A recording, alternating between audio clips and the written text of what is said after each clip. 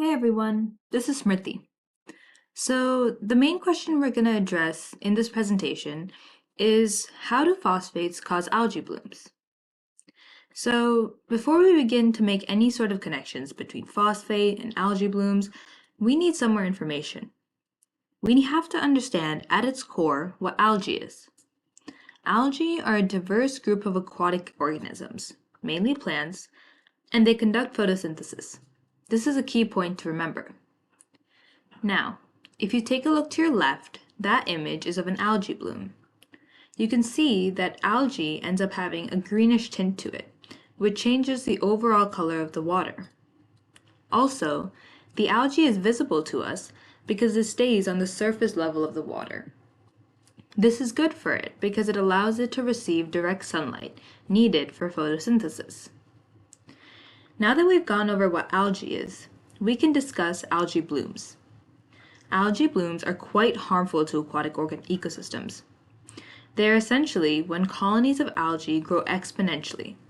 Its out of control rate of growth produces toxic and harmful effects on people, fish, and other marine animals and birds.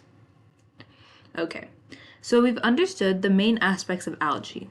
Where does phosphate even enter the picture? Now, outside of algae, when talking about plants in general, phosphate is a key nutrient. It's not the only one. Nitrogen, for example, is also a key nutrient for plants. If we go back to phosphates, however, phosphates play an essential role in photosynthesis. They also stimulate root development in plants and is very important in cell division and the development of new tissues.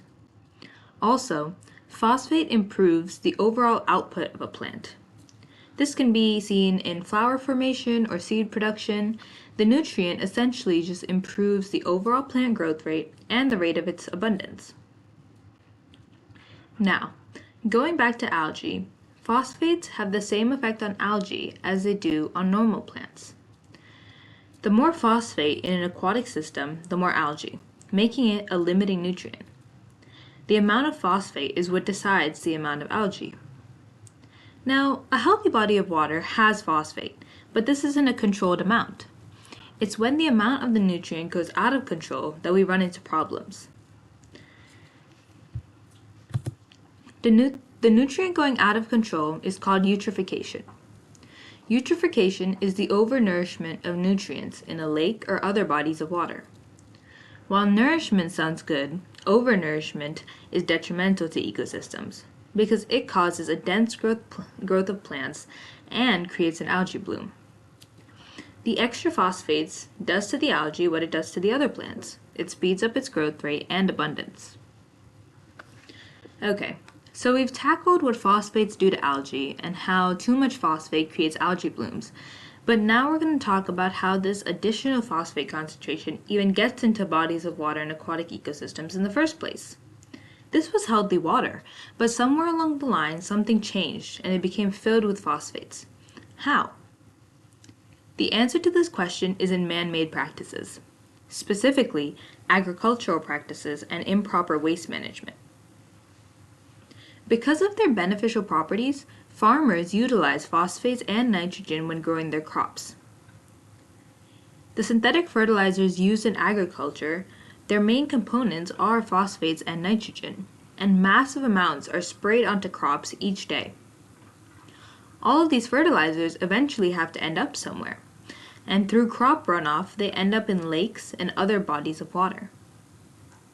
Synthetic fertilizers are one of the main contributors to the phosphate concentration in freshwater lakes. Another way that phosphates get into water systems is through poorly treated sewage systems. Our waste, animal waste, and other items such as laundry detergent, these all contain phosphates. When this is poorly treated and simply dumped into the water, it increases the nutrient concentration. Altogether, these practices make otherwise controlled bodies of water quite unstable. They elevate the amount of phosphates, which then create algae blooms. Now, what exactly are the results of algae blooms? In the previous slide, I mentioned how algae blooms create harmful and toxic effects in the ecosystem. Now, the result of algae blooms are dead zones. Because the blooms are on the surface level of the water, they prevent sunlight from reaching below surface plants. Over time, some of the algae die, and so do the plants not getting enough oxygen, or sunlight, and these are decomposed by bacteria. The decomposition by the bacteria is an aerobic process, meaning it uses up the dissolved oxygen in the water. The lack of dissolved oxygen, because the bacteria is using all of it, it kills off aquatic animals, mainly fish. As the dead fish are there, more decomposition occurs, and the cycle continues.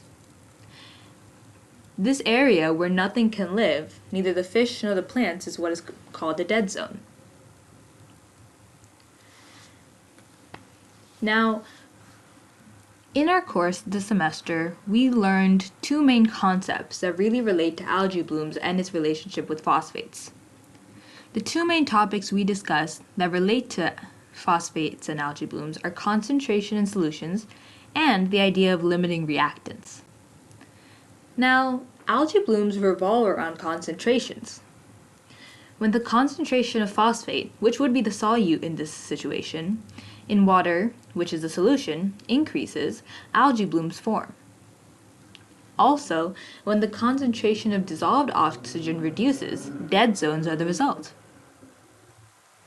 Another main topic we talked about this semester was limiting reactants. We learned that the limiting reactant in any sort of chemical situation are what essentially control the amount of output. Similarly, phosphate is that limiting nutrient for plants. It controls the pace at which a plant grows, and it controls the amount of algae in an algae bloom. That's the end of our discussion over algae blooms and phosphates. Thank you.